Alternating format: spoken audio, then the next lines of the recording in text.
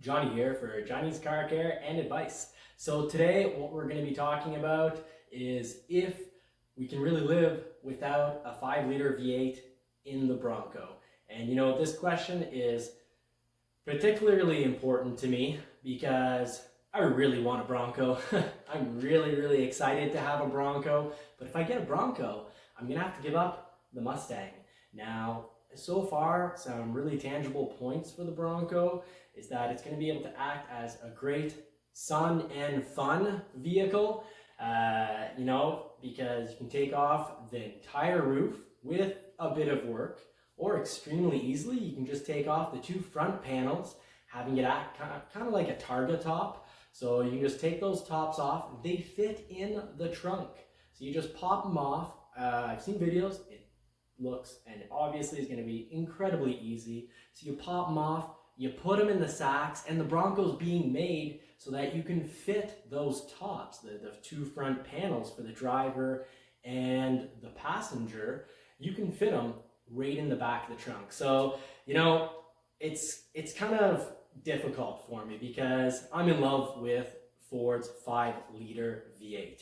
I've got it right here in my Mustang. Now, this isn't my first Mustang. To name a few, I've had a 95 V8, I've had a 2012 6-cylinder, I've had a 2011 6-cylinder, I've had a 2016 Ecoboost, that's the 2.3-liter 4-cylinder, and I'm actually forgetting quite a few. Just an example, I've had a black convertible 2015 5-liter, found it wasn't quite loud enough, had to modify the exhaust. Really happy with the 2018 Mustang because the exhaust got louder. It's got more of an aggressive sound. And on this bad boy, I actually changed out the piping underneath, just a bit of it. I put on an H pipe and went from really liking the sound to absolutely loving the sound. So I actually have a video on that for a cold start. But you know, I'm asking myself the question, and I'm sure I'm not the only one, so if anyone wants to chime in the comments section and, you know, try to help me out here, absolutely love the V8. I love the sound. Now, I've also had several F-150s. I've had the 3.5-liter Ecoboost and actually I currently have it on my blue 2011 F-150, but I've also ran for several months a 2014. I've also ran the Ecoboost engine for about a month on the 2015 models. That's the new model when they switched over to aluminum, making the truck lighter and actually making the performance quite impressive. Now the Bronco is going to be lighter than an F-150. From what I was seeing on Motor Trend was looking and estimating a weight for the Bronco of 3,930 pounds to 4,450 pounds. You know, that does make sense because Ford's spec sheet currently does mention, or it did, I went through it just recently and couldn't find it again, but the original spec sheet given out by Ford for the Bronco, they had an estimated weight of 4,450 pounds. So I know right off for the Bronco, I'm going to need the 2.7-liter Ecoboost to really be happy because I love the power that this engine provides. The 2018 Mustang is providing 460 horsepower and about 420 pound-feet of torque. Now, I know the 2.7-liter, I've test driven an F-150, and that's my advice to anyone out there who needs to decide between the 2.3-liter Ecoboost for the Bronco and the 2.7-liter Ecoboost. Test drive a Ford Ranger. It's got the 2.3. And if you like it, great. You can save some money because on almost every model, you need to buy the automatic transmission, which is about $1,700, plus the motor for about $1,700, $2,000, depending where you're buying it, what country. So you're looking at about $4,000, give or take, a little under $4,000 to have the 2.7-liter Ecoboost, unless you get the Outer Banks. And that's what I'm looking at currently. I'm looking at an Outer Banks model because I have become accustomed to creature comforts. I'll show a few photos later on in the video, but this has cooled seats, heated seats. The heated seats I don't really need because, you know, one perk is, you know, one downside is, you know, I have to deal with winter. But one of the main perks is I get to have this in the garage all winter long. I enjoy seeing it there. And a Bronco, if I do really go ahead, because time is running out, dealers have their allotments or their allocations. That's the vehicles that Ford has promised to deliver to a given dealership. So what you need to do right now, if you've either reserved or have not reserved a Bronco, very important step is you need to get to a dealership and you need to get one of those allotments. So you got to figure out the final details with them, put down a deposit likely with that dealership, and use up one of their allotments so they can order up your Bronco to spec. So something to really help you out with that is online, if you want to go ahead and download the spec sheet, an order guide. You type in Bronco order guide, and that order guide is going to really help you out in letting you know exactly what you can and can't have on each model. That's going to give you a really good idea of which model's right for you, because it lists all of the equipment. From there, I recommend that you go on the Ford website, build and price, build it, play around with things. And here's another piece of advice right now: the Ford websites, whether you're in Canada or the United States, the Ford website is going and calculating your monthly payment, or actually immediately pumps you a bi-weekly payment. So two things to keep in mind for your bi-weekly payment that it's pumping out. It's giving you a number that isn't quite the real story. First of all, it's without tax. If you want to see the taxes, you have to go to View Details and click Included. There's a little box somewhere near the bottom of your screen. Click Included, see what the vehicle is going to cost you with taxes. Now, of course, that's really what it's going to cost you, and that's what it boils down to, and that's what you really need to see to figure out, did I build the right Bronco? It's easy. I love the Wild Track. I love leather interior like I have in my Mustang, but that doesn't mean I can afford a Wild Track with leather interior. That's sort of what I have to personally decide with right now. So if ever you don't see me doing a video where I'm showing off my own personal Bronco, well, it's because I decided that I couldn't live without a 5-liter Mustang. Now, for some, probably the decision will be a lot easier because, they can drive their Mustang in the winter, or they have some sort of other vehicle, and the Bronco is just the perfect vehicle for both taking the tops off and enjoying the sun, or being able to go in the woods. And whether you're off-roading, overlanding, or like me, you're going into the woods, you're having a little bit of fun, and you're pulling out a little bit of wood so you can burn in the winter, save on a little bit of electricity. I have an F-150. So my 2011 F-150 has almost 170,000 miles. It has about 170,000 miles. So, and it's going great. It's the first year of the Ecoboost engine, the 2011. The engine goes really smoothly. The economy on it, when I put a little bit of effort into it, I'll show you the numbers that I currently have just right in a moment. And that's with no effort. That's with winter driving. That causes more fuel burn. And that's with the tires I put on. That's BF Goodrich KO2 LT tires, light truck. So these are heavier tires made for a really great compromise between off-roading, but also great highway performance in regards to wear and noise. So I love the BF Goodrich KO2s. They're my favorite tire for an overall great tire that you can still drive into the woods and do what you need to do in the woods, whether it's for fun or for wood, like in my situation. But, getting back to the point. Okay, so back on topic. Can we live with no V8 in the Bronco? From my experiences, what I can promise is in regards to performance, if you're used to a modern V8, with over 400 horsepower and anywhere near 400 pound-feet of torque, you're going to be really happy with the 2.7 liter Ecoboost. I've tried it out in the F-150. Now the F-150 with a 2.7 liter Ecoboost, 4-door, and a 5.5 foot box ends up weighing about 4,900 pounds. Of course, more if you take a fully equipped model like a Lariat with a roof and all the bells and whistles. But what I can tell you is I love the acceleration on the 2.7 liter. If you look online, you're going to find that often the 2.7 liter Ecoboost under testing in the F-150 is the fastest or very close to the fastest engine for the F-150. Now, the Bronco's lighter, and I've done acceleration videos on this already, so I'm not going to, over talk the subject and get into really minute details, but I am expecting the Bronco to have about a 5.5 second 0 to 60 time with that 10-speed transmission, which is also being used in the F-150, and the 2.7 liter. So if you want performance, I can promise you, you're going to get it. So for me, having to making the choice, and I gotta really make it soon because like I mentioned, dealers are gonna run out of allotments really, really quickly.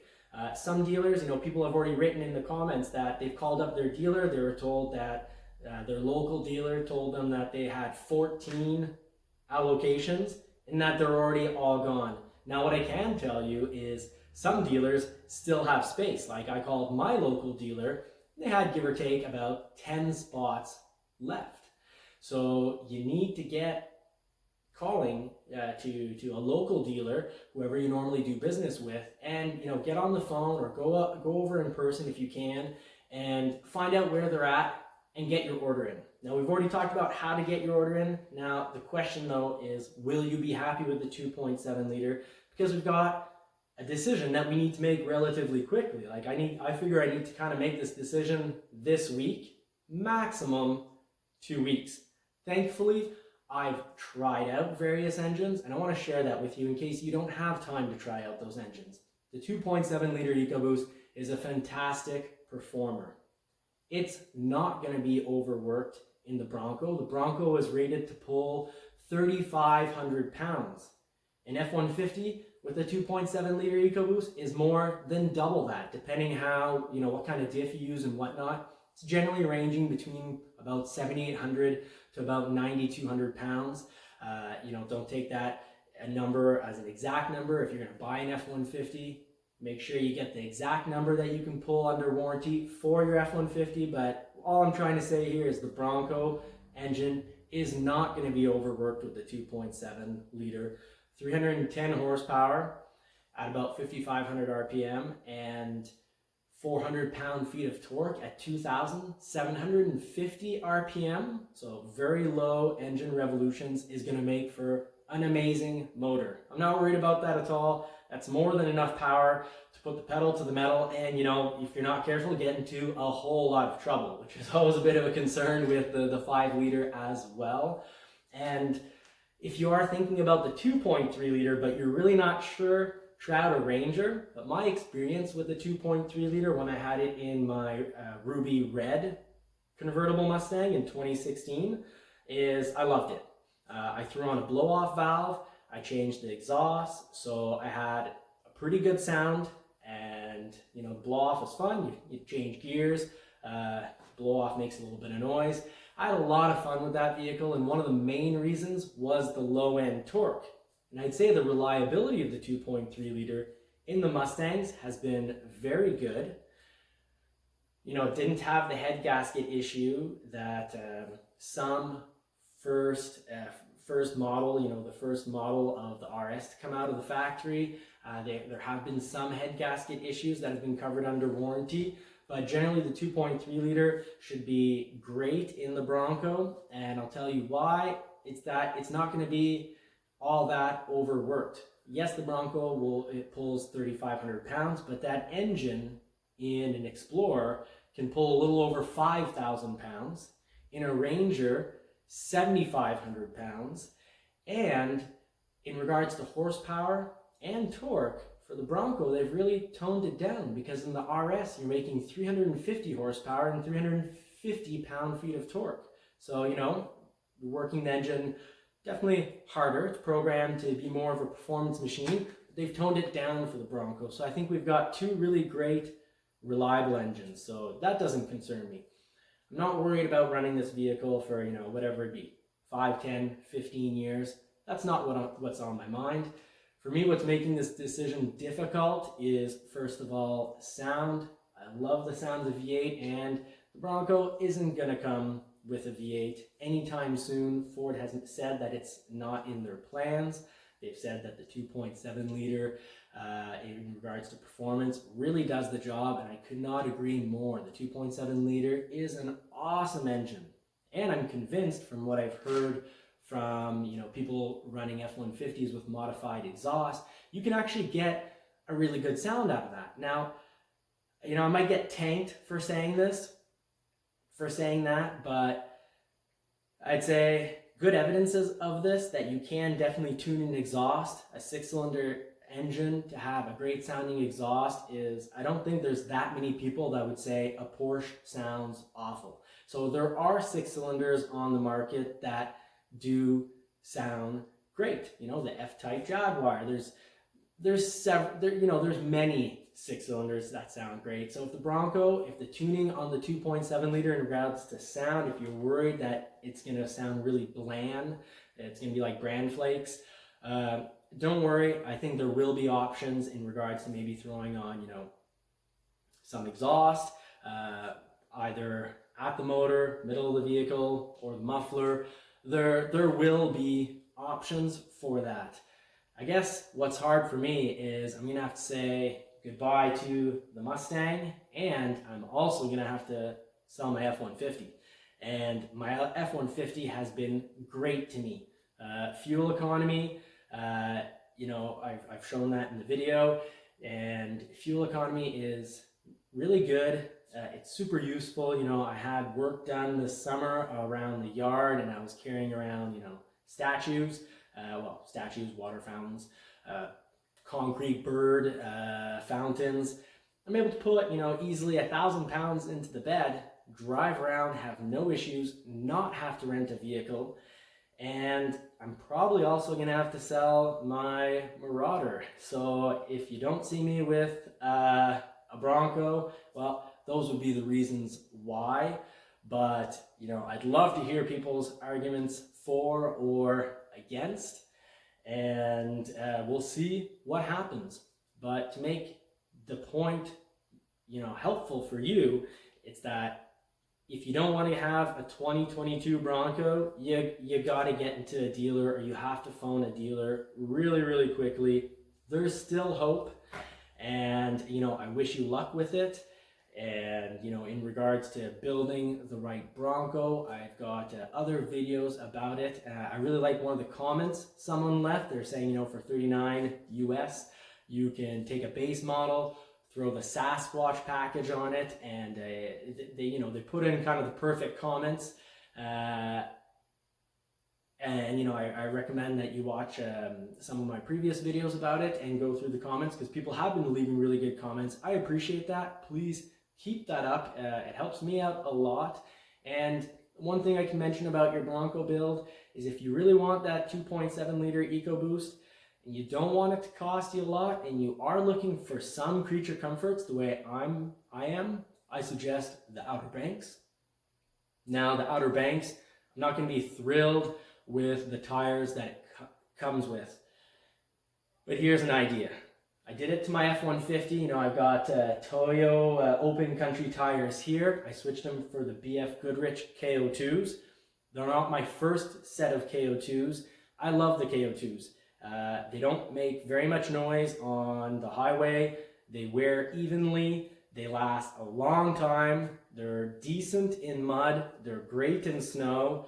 They're not so hot on ice, but honestly, I don't drive that many days of the year on ice. And because they're LT tires, they're great for preventing punctures. So I'm thinking that I'm going to throw some BF Goodrich KO2s on the Outer Banks, kind of giving me, and I will go with a larger tire. And something that I really do think that's going to be possible, and I think it's worth mentioning. I almost put my order in thinking I had to put an order in for a wild track, because I want that, I want ground clearance and whatnot. And I want the look of the big tire, and I want to be able to go into the woods, deal with a bit of mud, rocks and whatnot, get my wood, pull it out.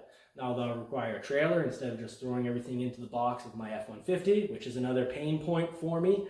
There's no way I'm taking a brand new Bronco, putting the seats down, putting a tarp in, and just, throwing wood, and I think I'd pass out.